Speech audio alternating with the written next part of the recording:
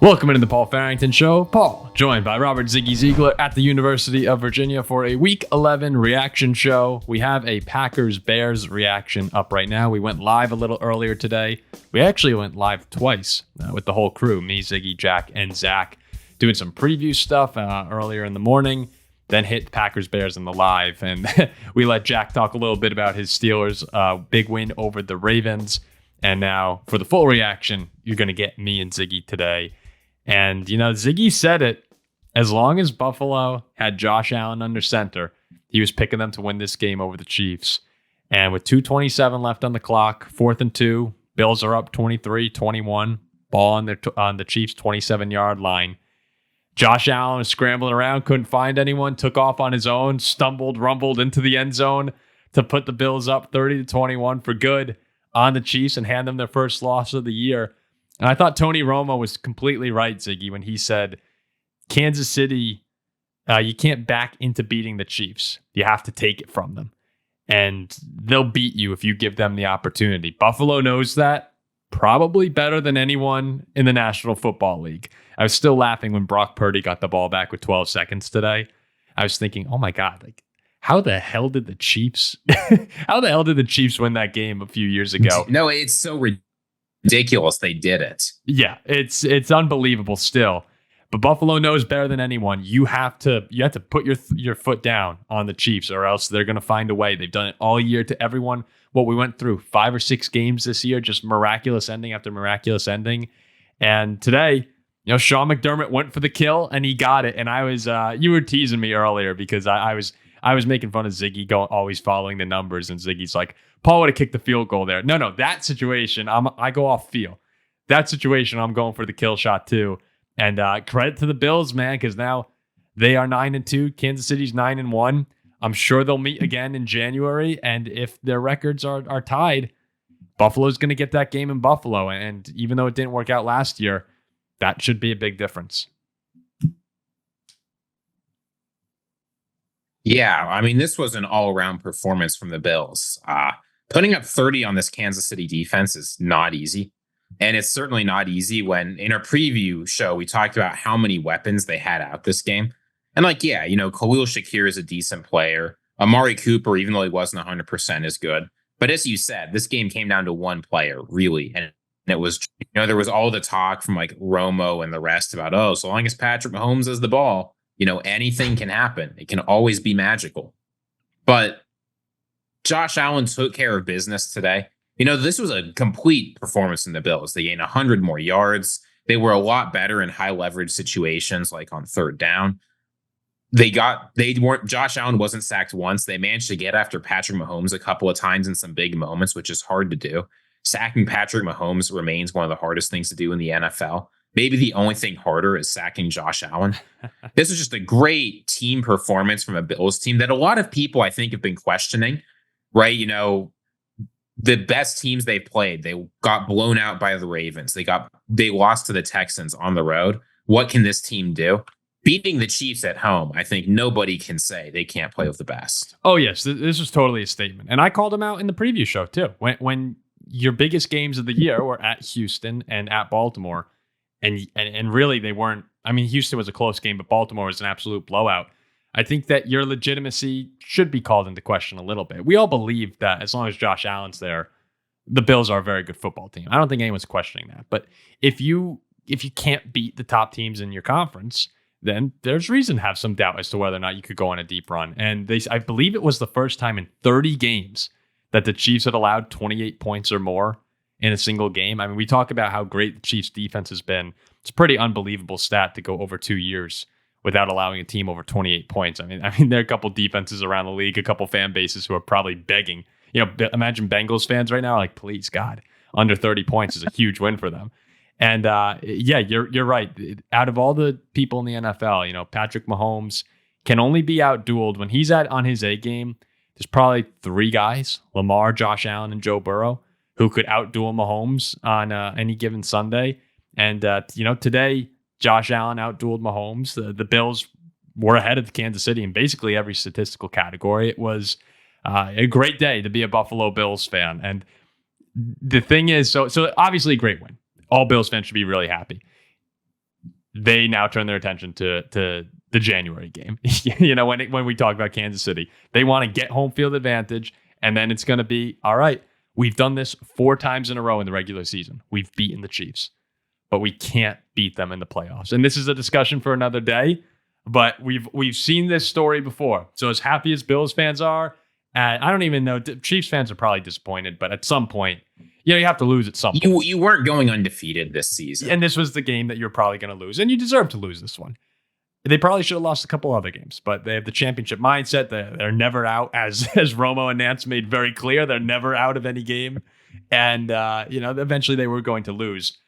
But I can't wait to revisit this when we hopefully get it in January. I mean, this is my favorite rivalry. It's probably my favorite game to watch in the NFL right now are the Mahomes-Allen duels. But look, this is what it's been. Regular season goes to the Bills.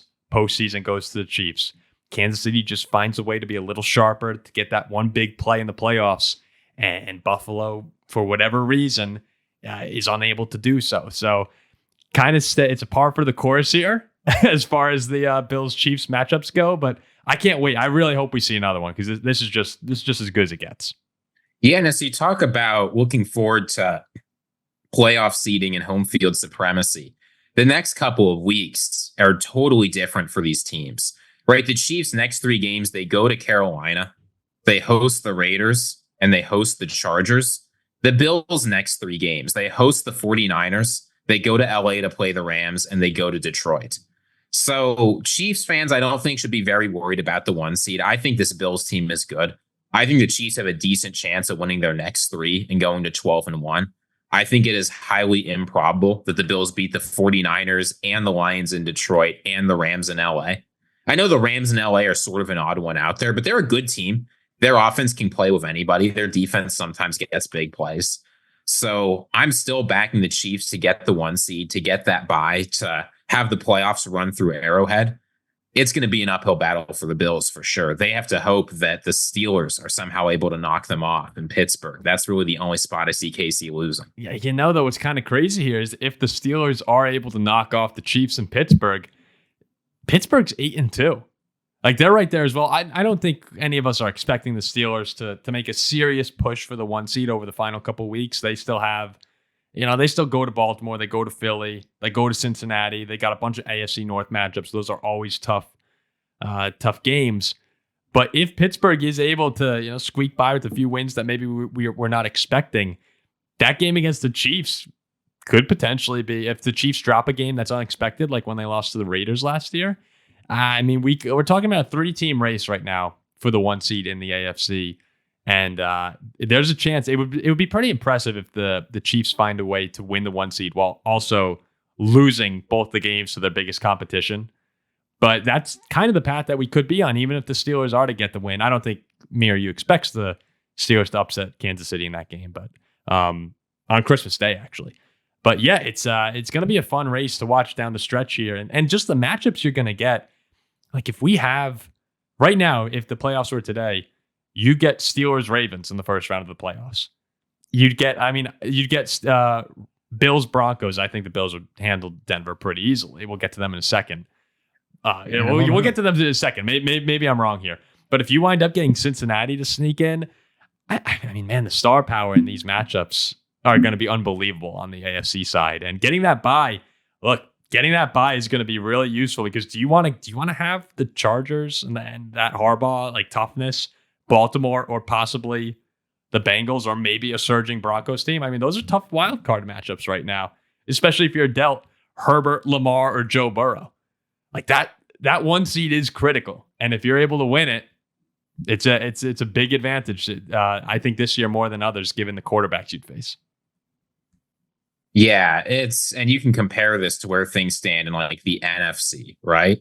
Like in the AFC, the difference between the 1 seed and the 2 seed is a difference between a bye and probably playing Cincinnati or maybe Denver, as you said. In the NFC, the difference between the 1 seed and the 2 seed is getting a bye versus playing. Who's at 7 right now? Like, I know there's like a 3 or 4 way race to see who sneaks in. The Commanders. But right now it's the Commanders. It could be the Rams. It could be the Seahawks. I don't know, whoever it is. The But NFC is weird, where I actually think the Vikings and the Packers at 5-6 are probably better than the Cardinals and Falcons, who are the 3-4. That's just a weird conference this year. That's a strange yeah, no, it's certainly strange. But yeah, I mean, there's a reason why more often than not, the team that goes to the Super Bowl is a team with that first round of bye, especially now if there's only one of them. It's so valuable and it's so hard to get.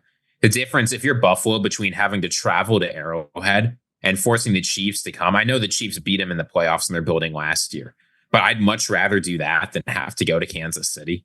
I mean, there's a very real possibility. So I don't know. It makes a big difference whether or not you're able to get these buys. So it's an important thing to keep your eye on. Oh yeah, it's fun just playing the hypothetical game. But if you're Buffalo right now, like let's pretend at the end of the year the Bengals. If you're Buffalo, you're preparing for the 49ers next week. Yes, you're right. I'm saying there's a world though where you could wind up facing Lamar Jackson, Joe Burrow, and Josh Allen all in the playoff run. Like there are possibilities for that. Depending on who you are. Like the Texans, you get Justin Herbert. All the quarterbacks are going to be great. And it depends what you think of Russell Wilson, but that's a great Steelers defense there. So, all right, let's talk about. Maybe I'm throwing a little too much shade on the Denver Broncos right now. Broncos fans are probably sitting back saying like, "Hey, like what the hell are you doing talking about Joe Burrow when we're out here kicking the absolute crap out of Kirk Cousins and the Falcons at home here?" I mean, it was just This is one of the best wins by any team. Yeah. Go ahead. I'm sorry. This is one of the best wins of any team by this season. The only win that comes to mind that's immediately better was the Ravens beating the Broncos 41-10 a couple weeks ago. Or maybe the Ravens over the Bills. But yeah, this was 38-6. The Broncos beat the Falcons, and Kirk Cousins in Atlanta are regressing. It looks like it's hard not to say you're regressing when you lose 38-6, but there are great stories in the NFL this season, Ziggy. We've talked about quite a few of them over the course of the year, and the Steelers and their two quarterbacks coming over for next to nothing, leading them to an 8-2 record. The Lions, the dominance that they've had given that franchise's history. I think the Chargers with Jim Harbaugh, the turnaround has been another great one, but I'm not sure there's actually been a better story in the NFL than what Sean Payton and the Denver Broncos are doing, despite having, I believe, 6-6 or 6-5 record on the season. They're not lighting it up, but for them, I mean, there were expectations they might be one of the worst teams in the league. You think about Sean Payton when he came in, tasked with cleaning up the Nathaniel Hackett mess.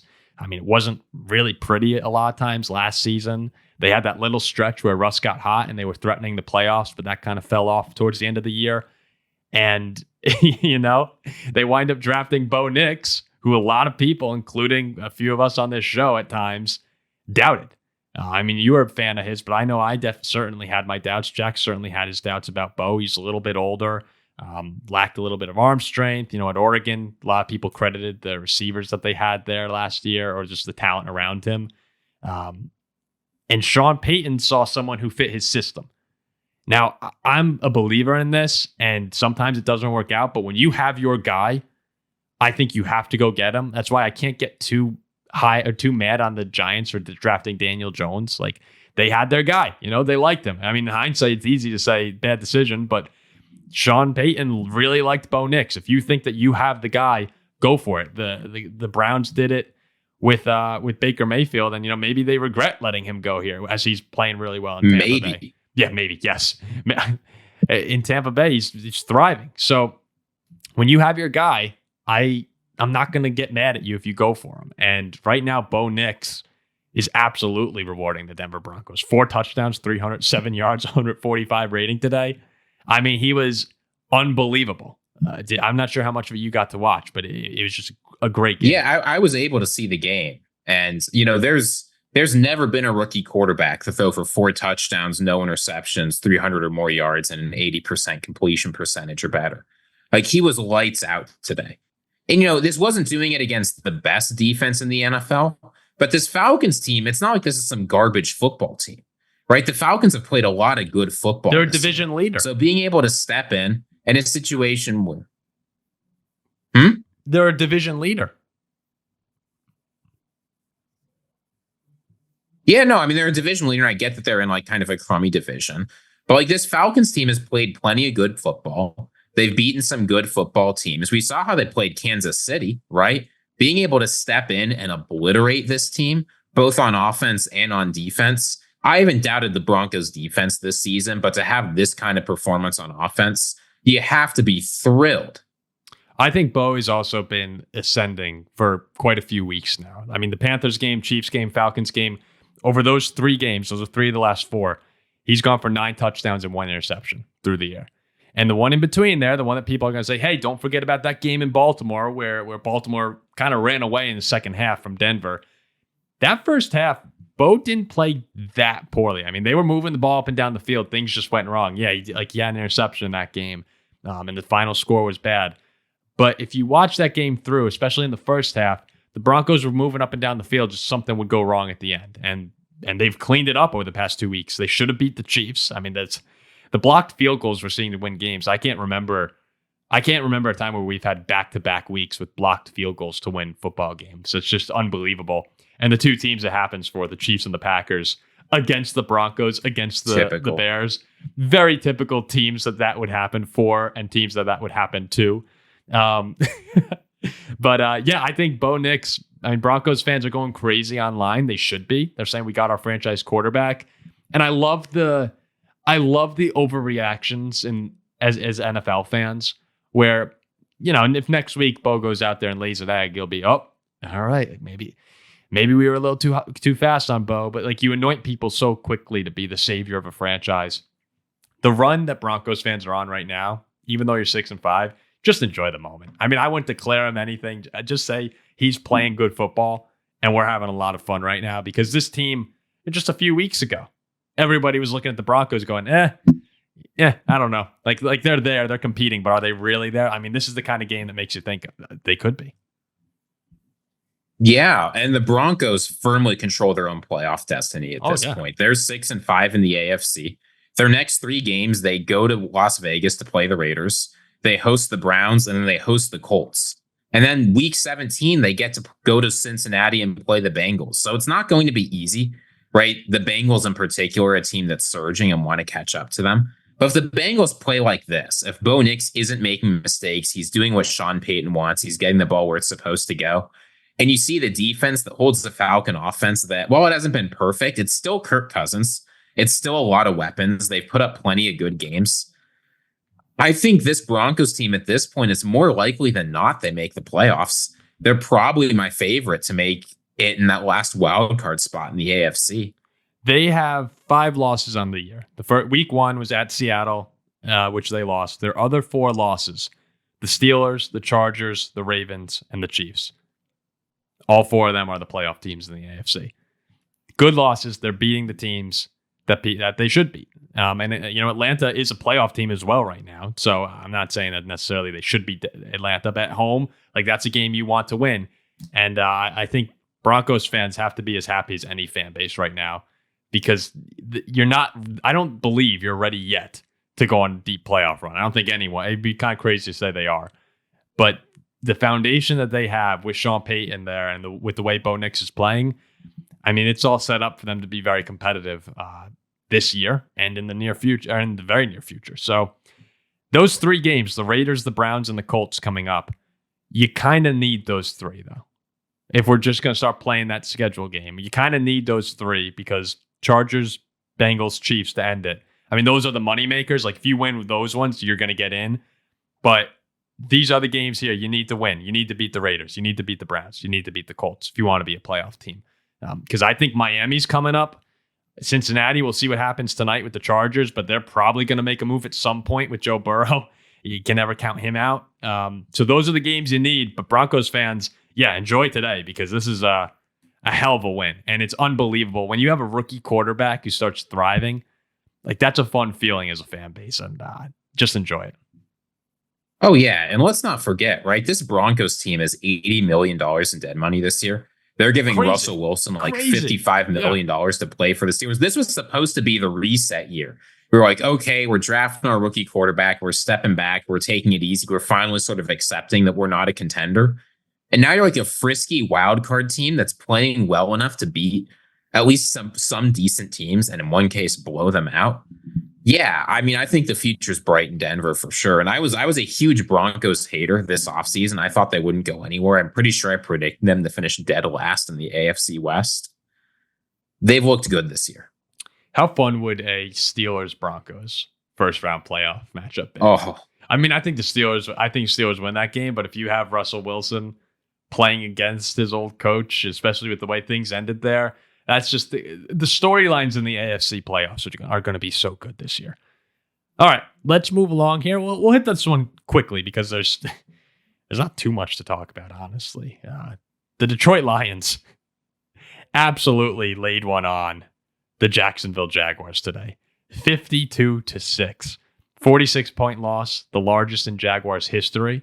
Actually supplanted a 44-point loss against the Lions in 1995. I guess the Lions just own the Jaguars. You know, one larger cat owning another big cat. So Amon-Ra, David Montgomery, Jahmyr Gibbs, Ziggy. I don't know if you know this, but this was the 8th time that all 3 of them have scored a touchdown in a single game. That is the most for a trio of players to all score in one game in NFL history. They've been together for 1.5 years. So this Lions team, man, they just have it clicking. It's a 9-1 record, best for the Lions since 1934. They outgained Jacksonville by 475 yards or over that. It's the largest yard margin. Most since 1979. You know, I have that as the largest margin in an NFL game in 45 years. Oh, yes, that 1979. Yeah. Wow. It's 1979, 45 years ago. Jeez. Holy crap. I mean, this is the 8th most yards by any team in NFL history in a game. I mean, yeah, like we could go over all the numbers all day here. It's really, guys, if you go look at the stat sheet, first downs 38-10, yards 645 to 170, time of possession 39 minutes to 21 minutes. I mean, it's all it's unbelievable. It's unbelievable. I got lost there for a second. It's unbelievable how much Detroit dominated this game. And for Jacksonville, I wonder what the disparity was over the last 2 games, because the Vikings kind of did the same thing, just not on the scoreboard. We couldn't convert drives into touchdowns. Darnold kept turning it over. Vikings was 400 yards to like 150. Yeah, I mean, so this the has Jaguars to be are like 300 yards in their past 2 games. Their opponents are over 1,000. Yeah, it has to be the biggest margin in the history of football, I'm guessing, or right up there. But the Lions, Kyle Brandt had a tweet. He just said, beat good teams, annihilate the bad ones. That's what you do when you have special seasons. Not just good seasons, special seasons. You go and you beat the crap out of the teams that you should beat. And then when it matters, the Lions are making plays happen against the best teams like the Texans. The Texans are a little bit more iffy, but the Vikings finding ways to win that game, even though they probably should have wrapped it up sooner. Houston, the Rams with Stafford. Yep, the Packers. Like, it's not really, these games aren't very good against Detroit right now. They're going to be number 1 in the power rankings. After the Chiefs lost, they will be number 1. Ziggy said, finally, Paul is going to have the Lions at number 1, and they deserve it. I mean, when you're doing what you're doing, it's crazy to think that Aiden Hutchinson was on this team as well at one point. Unbelievable. Yeah, if you're Anthony Richardson and the Colts, don't you just sort of wish, like, have you ever seen the Adam Sandler movie Click, where he's the remote that can fast forward time? Don't you just want to fast forward until after this game's over? Probably. Yeah, it's look, I don't think the Lions season is really going to begin until December 5th. I think they're going to go and beat the crap out of the Colts. Probably going to beat the crap out of the Bears on Thanksgiving. And then December 5th on a night game, they host the Packers. Then they host Buffalo, at Chicago, at San Fran, hosting the Vikings. That, to me, that 5-game stretch will define the Lions season here. There's no reason to expect they might just go 5-0. Like, who knows at this point how good this team is going to be. But the only hope for NFC North fans right now is that they're peaking at the wrong time. And I there's no reason to believe that other than just blind optimism. Yeah, I mean, you can talk about peaking, but that assumes that team peaks for like a couple of weeks and then moves on. Again, there's no reason to think this Lions team is slowing down anytime soon. And you can say like, oh, it's the Lions, they're not a franchise that wins. They'll slow down eventually. We have never, ever seen a Lions team or a Lions franchise over the past couple of years do what this team has done. And honestly, I can't remember the last time watching the NFL I've seen a team like that comes out playing so viciously. It's almost like a college team. You don't see teams in the NFL regularly winning games by 30 plus points. No, you don't. They go in and win games 52-14, 52-6, 47-9. Like those are scores Alabama puts up on the Citadel.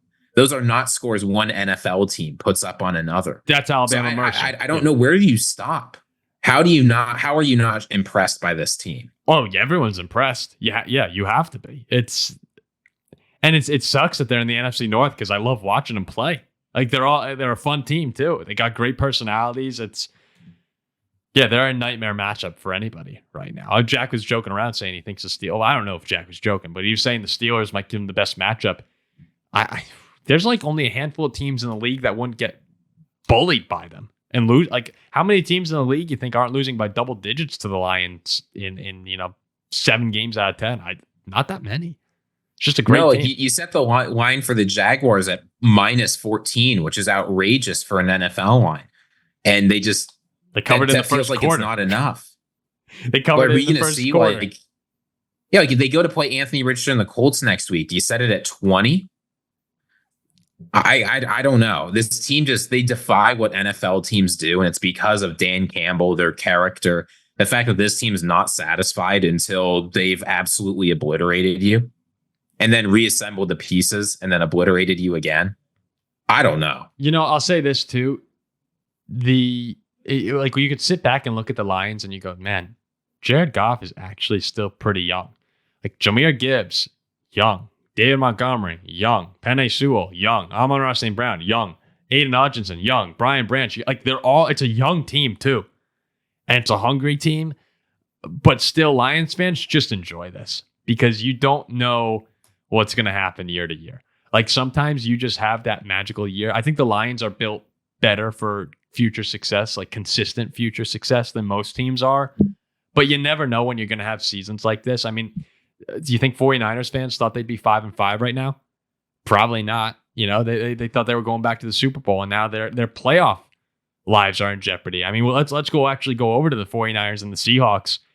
Geno Smith takes Seattle on an 80-yard, 11-play drive, eating up 2 minutes, 26 seconds to get the win on a scramble. 2017, the 49ers go down. A game they really needed to have. We haven't talked too much about San Francisco this year, but most of the times when we do, we're just assuming they're going to get things back on track because, hey, they're one of those teams that we all believe in. We think they're very good. Christian McCaffrey's been out. He's back.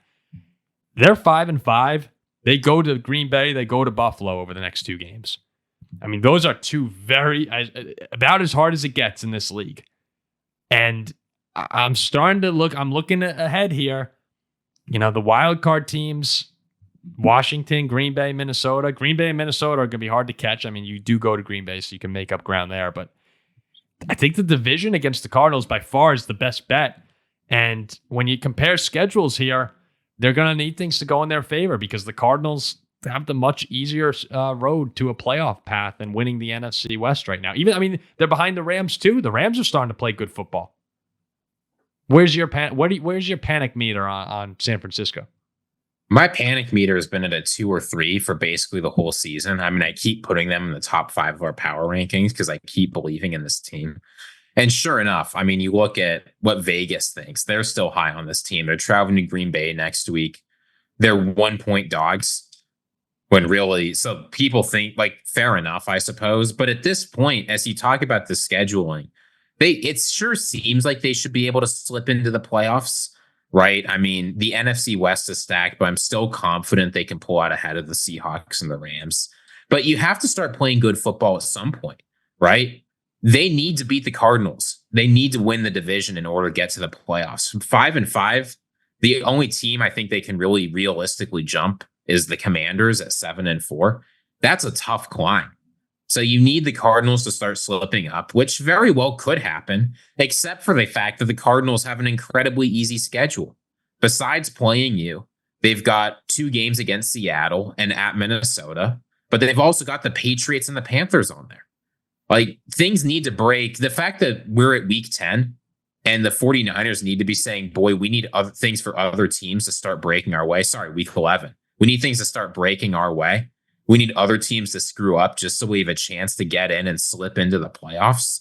hopefully win a weaker than expected division. That's not what anybody thought for this team. And you can say, well, I'm sure they'll come on. I'm sure the defense will get better. I'm sure with Christian McCaffrey back, they'll sort of get it in. It's been 2 weeks where he said he hasn't quite looked himself, but you don't have a lot of time. You need to be in prime 49ers form next week. Will that happen? I don't know. Can you read that Cardinals schedule one more time? They're 6-4 right now. Who do they have left? Yeah, so here's who the Cardinals have left. Week 18, they play San Francisco. Here's what they've got before then. They go to Seattle. They go to Minnesota. They host the Seahawks. Maybe win. Okay, toughish games. Then they host the Patriots. They go to Carolina. They go and play the Rams. I think you're looking at, I think 3-3 is probably right there. Yeah, but compare that to the 49ers, right? You go to Green Bay. You go to Buffalo. You host the Bears. You host the Rams. You go to Miami. You host the Lions. Yeah, that's probably 2-3. Yeah. So no, I mean, they need to be 4-2 in that stretch. They need the Cardinals to be 3-3 in theirs. We'll need to see who owns the tiebreaker if San Francisco were to tie them at the end. My guess, I mean, there's some common opponent games left, so it's impossible to calculate. But that last game is in Arizona too. So that's a road game that they're going to have to go. Like, there's a very good chance. I think it shapes up actually kind of nicely for that game to be determining the NFC West. Very possible. Yeah, and usually the 49ers are used to resting their guys week 18 because they've got like the 1 seed or a solid playoff spot lined up. It's hard. Go ahead. It is hard in the NFL to play a game with your like playoff hopes on the line and then immediately turn around and get ready to go on the road to play another playoff game or host someone, whatever the case is. It's for a division, I'd probably be hosting. But like, isn't that crazy? I mean, that's hard to do, right? It's so much easier to sit back, rest your guys, look ahead, start preparing. And the teams that are around the 49ers might have that luxury. San Francisco will not. Wouldn't that be nuts if that game winds up being you host an NFL playoff game or you're out of the playoffs? Like that's I think there's a very good chance that's what it is. Yeah, that's trouble in San Francisco right now. I hope they don't get in. I really hope they don't get in. I don't want to play them. No one wants to play. That's the funny thing about the 49ers here. You go through all the teams that are on the outside looking in the NFC right now. Giants, Panthers, Cowboys, Saints, Bears, Bucks, Seahawks, Rams. I think the Rams, Seahawks, and Buccaneers are all, threatening teams. I don't want a part of Matthew Stafford in the playoffs, but San Francisco is the one that easily, I think every single NFC team currently in would say, yeah, get those guys out of here. I don't want McCaffrey and Debo and Purdy and Fred Warner. Like, I don't want anything to do with those guys. So I'm thrilled that they lost. Yeah, screw them. Get out. You've been here long enough. Get out of here. So, all right, a couple more games here that we'll touch on real quick. Just revisiting Packers-Bears for a second. I can't remember a time when I've seen Bears fans so depressed, Ziggy. Like I've seen Bears fans miserable many times. I've laughed at it. I've pitied it a few times. But this one, I do genuinely just feel bad. Like they're all, you see the Bears fans leaving the game. It's like you could hear a pin drop. I mean, you watch the Barstool guys and they're like, look like you shot a puppy. And Weston just texted us, I hate the Packers. And that's it. And that was it. He didn't respond. We tried checking in on him and he didn't say a thing. He just it's absolute misery. And this is one where it went about as well as it could go for a Bears-Packers game. And you get your rookie quarterback to take you on what should have been a game-winning drive to change the vibes, to change the narrative, maybe on the season. Like maybe really on the season when we go back and look at the story of the 2024 Bears. You beat the Packers, snap that 10-game losing streak the week that everything blows up inside your organization. And maybe this is a week that you could turn everything around. And to have it be a blocked kick, it's just, it's nightmare material for Chicago. I really do feel bad. I mean, they were 4-2 coming off a thrashing of the Jaguars, which seems to be an NFL pastime at this point. And let's just review their 4 games. Hail Mary Commanders. obliterated by Arizona, obliterated in your own house by the Patriots, blocked field goal, lost to the Packers. I mean, if they just fix the Hail Mary and that blocked field goal, they're 6-4. They're sitting at the 6th seed. You beat New England, one of the worst teams in the NFL. You're 7-3. It feels like they're so close to being like, and if you're 7-3, you're thinking we got a great chance of going to the playoffs here. Caleb Williams is probably looking good. You're happy. You ask why Bears fans are depressed. I mean, when was the last time that in season with a young quarterback, the Bears really had hope? Where they were like, this guy's starting to look good. We can make the playoffs with him. We've got a great defense. We can finally make some noise. I mean, Mitch Trubisky in 2018? I mean, the 2018 team was, I think that's the last time Bears fans fooled themselves into believing, because we knew, we were watching. We knew that Mitch wasn't going to work out, but the defense was so good. And the turnovers they were generating was just not sustainable. Other than, a magical year. That was the Khalil Mack year when he was just, oh my God, how good was he? That ended with the double doink, I believe. So that's the last time. And Chicago was rolling. I mean, they were pumped up. That's the year we went to the game, and Bears fans were, they were seriously living life. And I have to say, even though I'm a Viking fan, it was fun to see Weston happy. It was fun to see some of our friends who are Bears fans back. I think the NFL is fun when the Bears are good.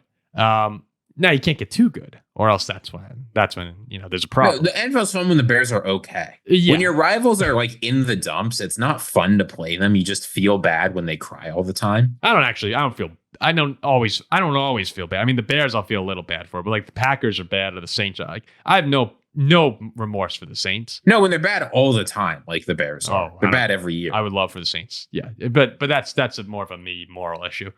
But all I mean to say is just I really think they had some of that hope this season, right? That 3-game stretch where Caleb Williams looked good.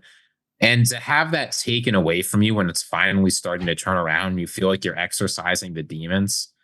I mean, we've felt the sting of the blue sky franchise that is the Green Bay Packers, right? You and me, we know what this feels like. Not like the Bears do, but when things just go the Packers' way, it's one of the worst feelings in the whole world as a fan of another team.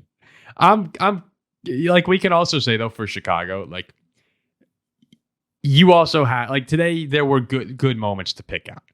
You can look back on this game, and it was very that's very not disappointing. How you feel right after? No, it's not. It's not how you feel. But there were some steps forward today. Obviously, no one's happy about it. No NFC North fan. No one wanted to see the Packers win. None of us like the Packers, guys. We all we can't stand them. But you could take away some positives, and the whole goal of the year is to have Caleb in a place where heading into 2025 you can be competitive. Today you made a step in that direction. It's not the result anyone wanted, but if you're searching for positives, now, all right, we move on. That's what you do if you're Bears fans. Horrible loss, move on. Let's figure out how to get better next week. Yeah, but I mean, if you're a Bears fan right now, what I'm looking at is the hardest rest of schedule I've seen ever looking at a team. I mean, you realize what they have to look forward to here? They get to host the Vikings, go to Detroit, go to San Francisco, go to Minnesota, host Detroit, host the Seahawks, go to Green Bay. That's your rest of season. That's what you have to look forward to.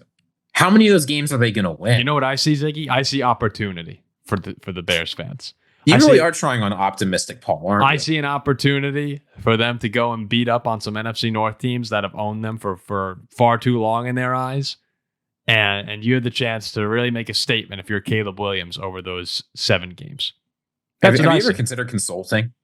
Thinking about it. Because that sounds like you're throwing out some buzzwords here to mask the fact that the Bears season only gets worse from here. Yeah, to say that they're screwed.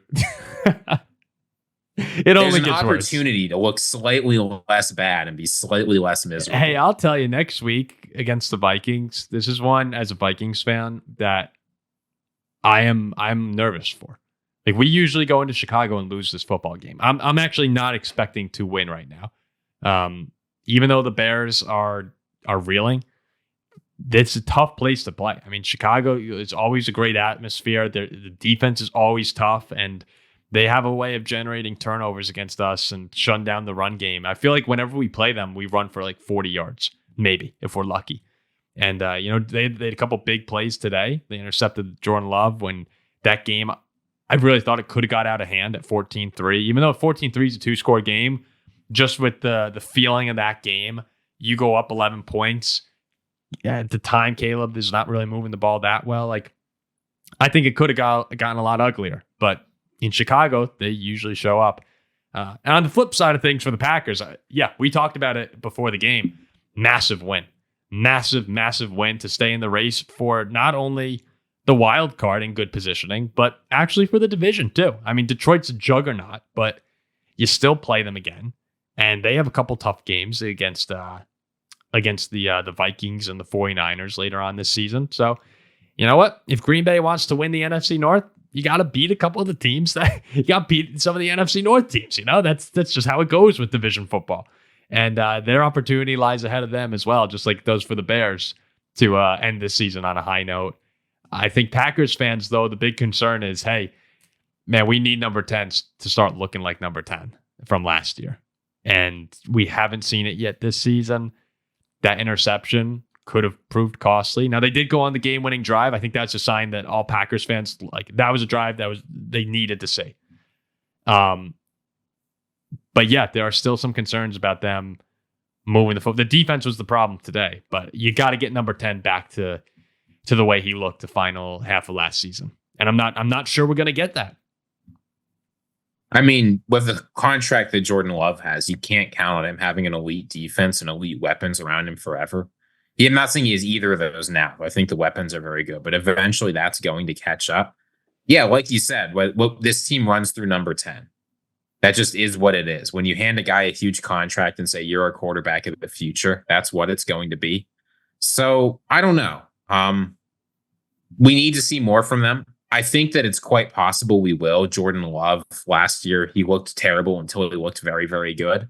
And there are a few opportunities for rebounding here, but they need to figure it out. They've got tough games coming up very, very soon, right? We talked about on the 49ers side, but they host the 49ers next week. That's not going to be an easy game. You need a good offense to keep up with them. And well, I think it's possible for Jordan Love to do so, and there's the pieces around him. They need better play, particularly in the red zone. That's been the thorn for this team all year. He hasn't been able to get it done down there. They can move the ball up and down the field, and you can do that as much as you want.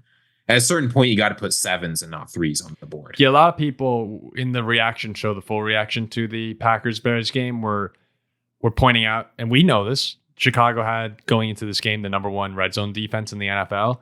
But guys, don't care. Score. Guys, yeah, that's one way of looking at it. The other way is you were 29th in your red zone efficiency. So it wasn't just the Bears game. Before the Bears game, you were one of the worst in the league. And today you were bad again. So that has to get cleaned up. I believe, like, Packers fans were very disappointed in the comment section with the performance today.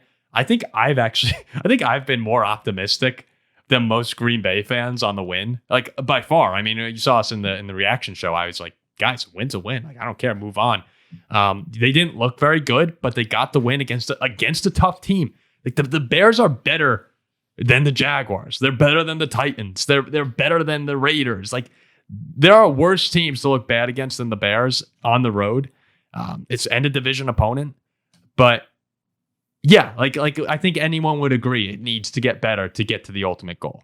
But you take the win here, and now it starts. I mean, now you have Detroit, Minnesota, San Francisco, like all these teams that we're all playing each other, and we'll see. You know, like the team that deserves the 1 seed will probably have earned it. So or even just good matchups in the playoffs, not necessarily the 1 seed. So I think Packers fans should absolutely take the win, move on. But yeah, it needs to get better. And this is around the time last year where Jordan Love really, like, I mean, he turned it around over the final 10 games of the season, maybe 8. But this is about the time where it's like, all right, needs to start now. And I kind of think it will. So. Well, time to prove it. Yeah, time to prove it. He has not proved this season that he is worthy of the deal and the trust they gave him. Time to prove it. Yeah. Yeah, and you know what? It starts with the game-winning drive. So I think that's a good place to begin for Green Bay. Very last thing we'll hit on. We hit on the Steelers Ravens in the Packer reaction show, so you guys could check out Jack's reaction to that. It is kind of nuts, man, how Lamar Jackson just can't figure out the Steelers.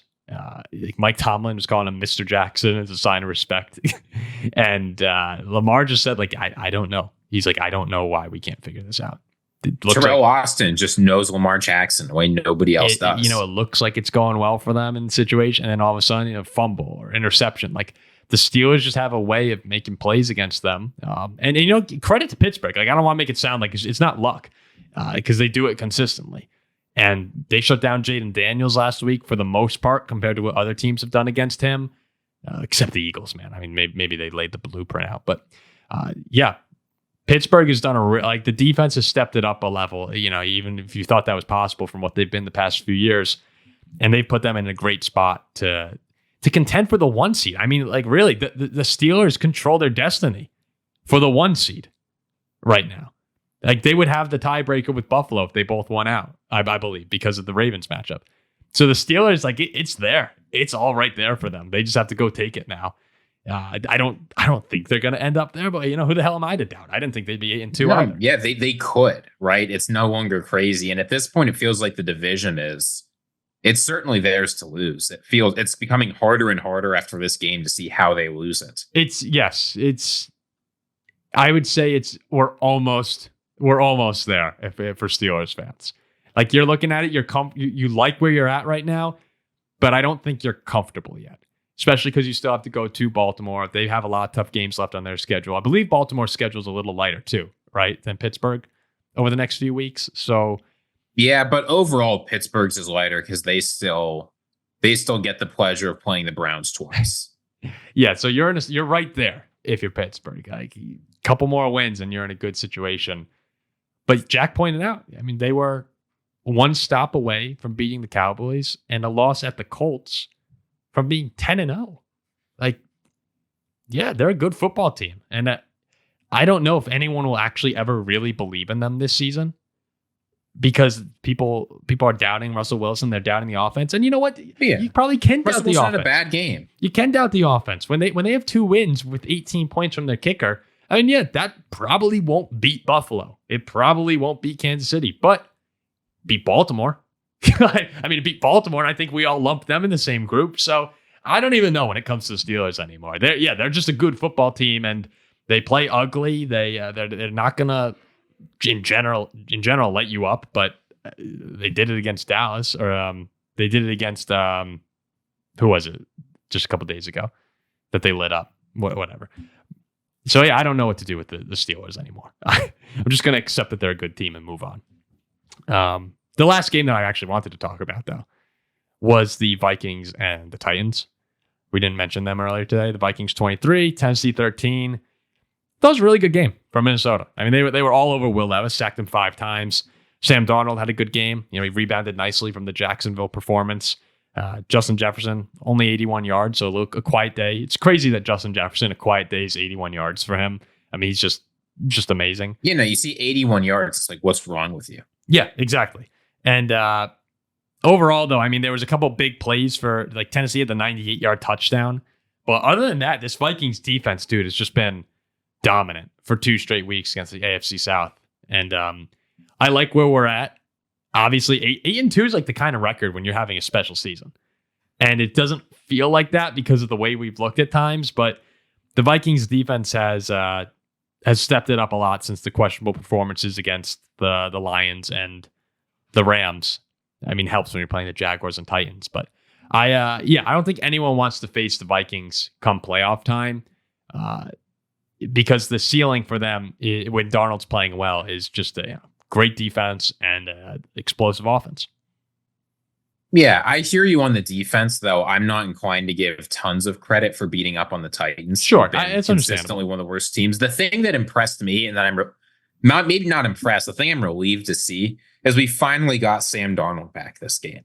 I mean, there was that one horrific fumble on the toss to Aaron Jones. We'll sort of forget about that. Otherwise, Sam Darnold played a very solid, clean game. He was great in the air. right? Efficient, made a lot of nice passes. That bomb to Jordan Addison, sort of at the top. He was good on his legs. He did a good job avoiding sacks, even though the Titans were able to get back there sometimes. The offensive line played well, right? I'm not doubting them, but this was after last week when I was saying, all right, this is the Sam Darnold comeback game. And he throws 3 interceptions against a team that this week we saw like the Jaguars completely quit defensively. Dude, I know. Like they actually gave up towards the end of the game. I mean, Doug Peterson's fired, right? That's how bad this team is, that they are giving up in the middle of the game. And Sam Darnold threw 3 interceptions. I'm like, I don't know. Sound like Tony Romo out here. I don't know, Jim. Oh, it's close. No, but seeing Sam Darnold step up this week, it's easy to say it's Chicago. They're not great. We go to Chicago next week to play the Bears. That's not going to be, if Caleb Williams looks okay, that's not going to be a snoozer. The defense we've seen from that Bears team, the defense and special teams can keep them in anything if your offense isn't good enough. So I'm relieved to see Sam Darnold put together a game. I feel like the game he should have had since the Lions game. I haven't been happy with him in any of the games he's played since then. This is the first game where I'm finally sitting back and saying, all right, Sam Darnold, you looked pretty good. I've regained some confidence. We're no longer in free fall. Good. I'm glad that you're back because we were starting to lose you there for a second. Well, you can admit that Jaguars game was free fall. Yeah, I mean, on Sam Darnold, I know we won, but on Sam Darnold's performance, that was free fall. Yeah, it was the kind of thing where you can't turn it over. You can't have 3 turnovers on scoring drives. like you have to bury the Jaguars early. That game should never, ever. It was the largest time of possession gap in the league this year. That game cannot be Jaguars driving down to win the game at the end. Like it cannot. But again, happy with the win. I told Jack today while we were watching the games. I told Jack and Zach there will be like 2 or 3. What the hell was that moments when you watch the Vikings play every single game. And that was the Aaron Jones muffed pitch today and the 98-yard touchdown. You're like 3rd and 10 on your own 2-yard line, 1-yard line, whatever. You can't have a 98-yard touchdown to make it a 1-score game against the Titans. Like, can't happen. I mean, those are the things that the Vikings need to clean up, where when they're playing Detroit and Philly in the playoffs, probably on the road. God, I don't even want to think about going to Philly. Probably on the road if we even get there. Like that's what ends the game. That's when you lose the game in the second quarter. And so those are the things that the Vikings need to clean up. Part of me just thinks that's kind of who this team is, and we're gonna have to hope we're on the right day. That's sort of just how the playoffs work in general. But yeah, like we make mistakes, but we have a really good defense, and we just need to hope that the offense can lock in and get touchdowns instead of field goals. Because for a while we were struggling to get that 7 instead of the 3. Kind of like Green Bay has had trouble at times this year. But yeah, I'll take the win over the Titans. Like, winning is good. Winning cures all. And I think the problems that we have with the Vikings are problems that, like, they're not easily correctable. They're just sort of like freak things that you just need to really hope the team is focused. It's focused. It's a focused thing that in the big moments come December football, we don't have those. But I mean, we know better. Like, me and you know better than what to expect. But they're 8-2, man, is an amazing record. This team has done a great job. I'm very, very proud of them this season. There's a long way to go, but 8-2. He's played well, right? I mean, I don't want to lean too much on preseason expectations, but this has been a year where a lot of teams that were predicted to finish dead last in their divisions are now in first, right? The Steelers are in first. The Cardinals are in first. The Vikings are not in first, but that's only because we have to play Detroit. They've looked very, very good this year. Yeah, the Vikings would be over a game up. They'd be like the Cardinals are 6-4 in the West. The Falcons are 6-5 in the South. The Vikings would be running away with either of those divisions. And they'd be tied for first in the East. So, yeah, if you swap them with the Eagles, they're leading the East by 2 games. So, I guess were the Commanders predicted to finish last in the East? Them and the Giants were like a toss-up at the end, right? No, I think they were seen as lower. No, it's been a lot of teams going from worst to first this year. All of them except the Tennessee Titans, the one team I predicted would actually do it. Yeah, 2-8 is a hey, they're not last. Jacksonville's 2-9. So, all right, we'll wrap it up there for the Week 11 reaction show.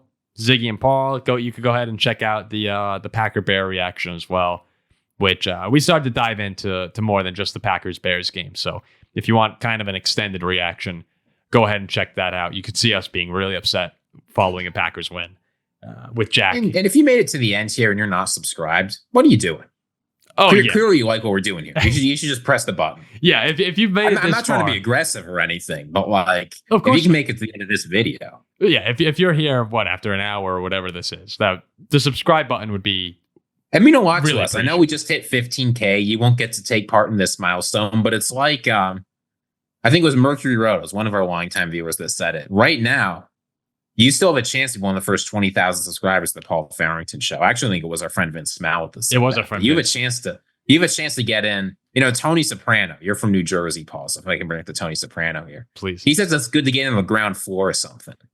You still have a chance to get on the Paul Farrington Show ground floor right now. You just got to press the button. That's all it takes. We'd appreciate that. We would really. I'm not sure a single person is watching this.